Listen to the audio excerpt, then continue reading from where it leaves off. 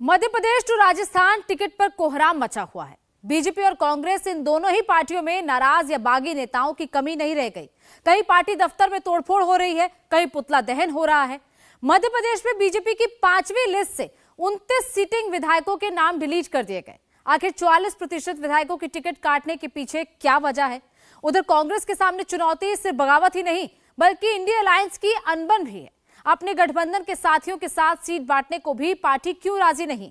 मध्य प्रदेश से राजस्थान तक आखिर क्यों लगी है बगावत की आग? ये बगावत बीजेपी में ज्यादा है या कांग्रेस में? क्या होगा इस बगावत का साइड इफेक्ट? इस रिपोर्ट में मिलेगा हर सवाल का सटीक जवाब।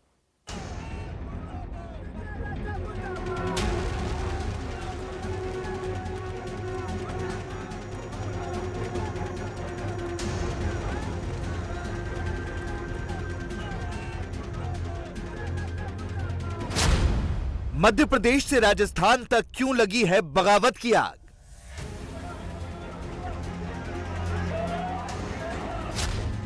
टिकट बंटवारे में किसकी चली? क्यों मची है खलबली?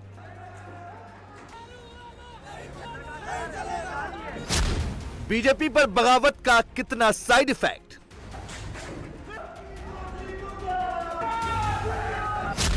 कांग्रेस का संकट कितना विकट?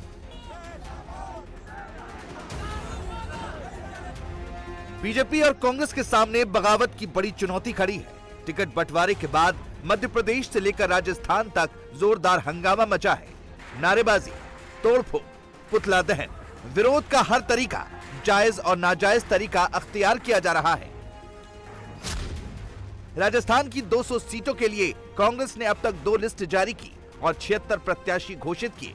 राजस्थान में बीजेपी भी 2 लिस्ट जारी कर चुकी है, जिसमें 124 कैंडिडेट्स के नाम हैं। वहीं मध्य प्रदेश की 230 सीटों में कांग्रेस ने 229 सीटों पर प्रत्याशियों का ऐलान कर दिया है। वहीं बीजेपी ने भी 228 सीटों पर कैंडिडेट्स घोषित कर दिए हैं।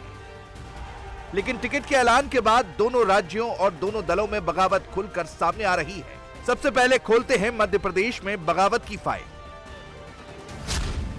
मध्य प्रदेश कांग्रेस में 47 सीटों पर कलह हो रही है।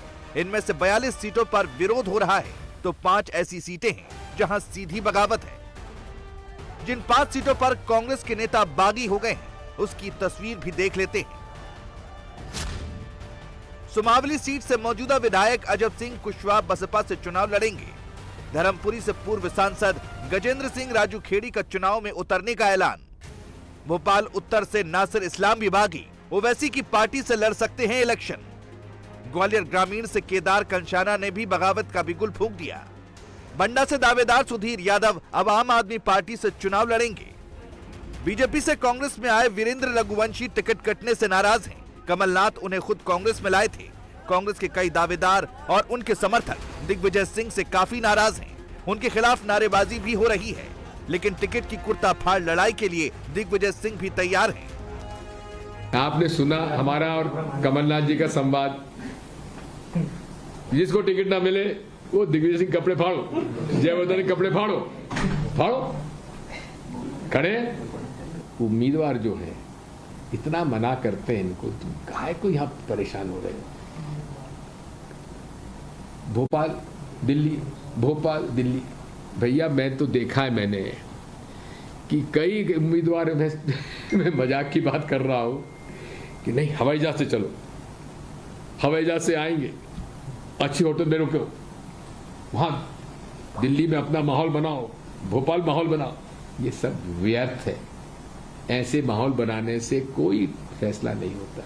कमलनाथ जी, मैं और वीरेंद्र रघुवंशी हम बैठे थे और उन्होंने ये बात हम लोगों ने तय किया कि तू कांग्रेस में आ जा, शिवपुरी से हम तेरे को चुनाव लड़ाएंगे। एमपी में कांग्रेस के सामने चुनौती सिर्फ बागी नेता ही नहीं है, बल्कि लोकसभा चुनाव के लिए बना विपक्षी दलों का गठबंधन राज्यों के चुनाव में पूरी तरह बिखरा नजर आ रहा है। मध्य प्रदेश में कांग्रेस और सपा की बात नहीं बन पाई है। नेताओं में जुबानी बयानबाजी भी चल रही है। समाजवादी पार्टी के प्रमुख अखिलेश यादव कांग्रेस से नाराज हैं। उन्हें एमपी विधानसभा चुनाव में कांग्रेस से सीट की चाहत थी, जो पूरी नहीं हुई। लेकिन कमलनाथ अखिलेश की नाराजगी को इग्नोर कर रहे हैं। हालांकि दिग्विजय सिंह ऐसा चाहते नहीं हैं।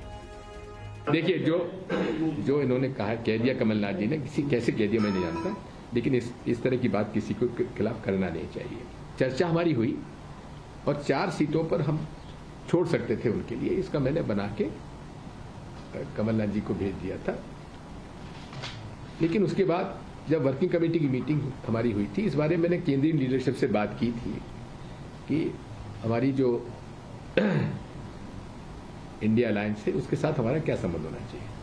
तो उन्होंने स्टेट इलेक्शंस में स्टेट लीडरशिप पर यह छोड़ दिया है। लोकसभा का चुनाव इंडिया अलायंस मिलकर लड़ेगा, लेकिन स्टेट के इलेक्शंस में हमारे अलग अलग इश्यूज हैं। उधर मध्य प्रदेश बीजेपी में भी हंगामा कम नहीं है। उम्मीदवारों की 5वीं लिस्ट जारी होने के बाद 22 विधानसभा सीटों पर प्रत्याशियों का विरोध हो रहा है। इनके अलावा 6 सीटों पर बगावत खुलकर सामने आई है। कार्यकर्ता नारेबाजी और पुतला दहन कर अपनी नाराजगी जता रहे हैं। पार्टी छोड़ने का सिलसिला भी जारी है। चाचौड़ा में भाजपा की ममता मीणा आम आदमी पार्टी के टिकट पर चुनावी मैदान में उतर गई हैं। लाहौर में भाजपा के रसाल सिंह ने बसपा से ताल ठोक दी है। भिंड में भाजपा विधायक संजीव कुशवाहा ने चुनाव लड़ने का ऐलान कर दिया है। मुरैना में पूर्व मंत्री रुस्तम सिंह के बेटे राकेश सिंह बसपा से लड़ रहे हैं। रैगांव में पुष्पराज बागरी और रानी बागरी ने भी चुनाव लड़ने का ऐलान कर दिया है। सीधी में विधायक केदारनाथ ने निर्दलीय लड़ने का ऐलान किया है। बागियों ने दोनों ही दलों की टेंशन बढ़ा दी है। बुरहानपुर से टिकट नहीं मिलने पर पूर्व सांसद नंद कुमार सिंह चौहान के बेटे हर्षवर्धन चौहान नाराज हैं। बसपा से बीजेपी में आए विधायक संजीव सिंह को टिकट नहीं देने का विरोध हो रहा है। पूर्व मंत्री और उज्जैन उत्तर सीट से विधायक पारस जैन को टिकट नहीं मिला है। टीकमगढ़ में पूर्व विधायक के श्रीवास्तव ने भाजपा से इस्तीफा दे दिया है। पूर्व मंत्री रंजना बघेल ने आरोप लगाया है कि उनका टिकट कटवाने में कैलाश विजयवर्गीय की अहम भूमिका है। ग्वालियर में पूर्व मंत्री माया सिंह के टिकट का विरोध हो रहा है।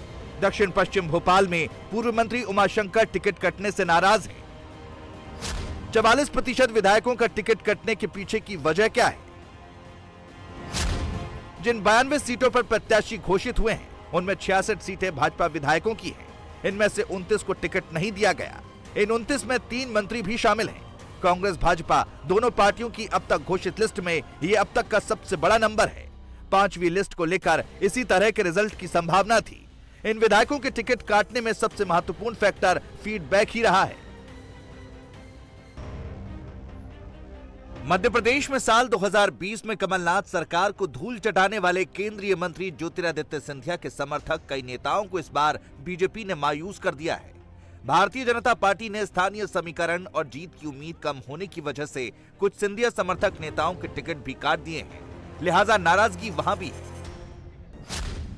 सिंधिया समर्थक मंत्री ओपीएस भदौरिया को इस बार बीजेपी ने टिकट नहीं दिया है। उनके अलावा गिरिराज दंडौतिया को भी चुनाव हारने के बाद इस बार टिकट नहीं मिला है। ग्वालियर से दावेदारी कर रहे मुन्ना लाल गोयल को भी मायूसी हाथ लगी है, जबकि रणवीर सिंह जाटव और जसवंत सिंह जाटव को भी टिकट नहीं मिल पाया है। ग्वालियर का सिंधिया घराना यहाँ की राजनीति में लंबे समय तक प्रभावी रहा है। इस बार भी इस पूर्व राजघराने के कर्णधार ज्योतिरादित्य सिंधिया अपनी परंपरागत शक्ति को समेटने में लगे हैं। इस इलाके में सिंधिया का क्या कद है, इन तस्वीरों से समझा जा सकता है। ग्वालियर में नवमी के दिन सिंधिया का शाही लुक बताता है कि आज भी इस राजघराने का क्या रुतबा है। सिंधिया राजघराने के महाराज के साथ उनके बेटे महाआर्यमन सिंधिया भी थे। दरअसल नवरात्रि के 9वें दिन सिंधिया परिवार का मुखिया गोरखी देवघर में पूजा करता है। यहाँ राजघराने की देवी होती है। सिंधिया को पूरे ग्वालियर चंबल संभाग की रणनीति तो तैयार करनी ही है, उन्हें अपने शहर से भी पार्टी उम्मीदवारों को जिताना है। मध्य प्रदेश के बाद अब राजस्थान में बगावत का वही खाता खोलकर देखते हैं। लेने के लिए 5 मंडल अध्यक्ष यहाँ मौजूद है और निश्चित रूप से हम अपना, अगर हमारी बात को नहीं सुना गया तो हम अपना इस्तीफा संगठन से देके जाएंगे। राजस्थान में कांग्रेस के मुकाबले ज्यादा बवाल बीजेपी में दिख रहा है। उम्मीदवारों की 2 सूचियां जारी कर चुकी है, लेकिन कई सीटों पर भारी बगावत है। कहीं बीजेपी दफ्तर में तोड़फोड़ हो रही है तो कहीं पुतला जलाया जा रहा है। आलम यह है कि टिकट न मिलने से नाराज दावेदार मंदिर में मत्था टेक बीजेपी प्रत्याशी को हराने के मिशन पर निकल रहे हैं। जो व्यक्ति टिकट मांग रहा है और योग्यता रखता है, पार्टी का काम दो किरण जैन को टिकट। मेरा ऐसा कहना है। किरण जैन तो उनके छोटे भाई की पत्नी है ना, दो किरण जैन को टिकट, हमारा कोई विरोध नहीं है। लेकिन 12 साल तक पार्टी का विरोध करने वाला व्यक्ति, बैंकों के चुनाव में आदरणीय कटारिया साहब और गुलाब भाई भारतीय जनता पार्टी के सामने चुनाव लड़ाने वाला व्यक्ति, पार्टी को तार तार करने वाला व्यक्ति अगर पार्टी के टिकट पर चुनाव लड़ेगा तो पार्टी का कार्यकर्ता स्वाभिमान के साथ खिलवाड़ नहीं करेगा।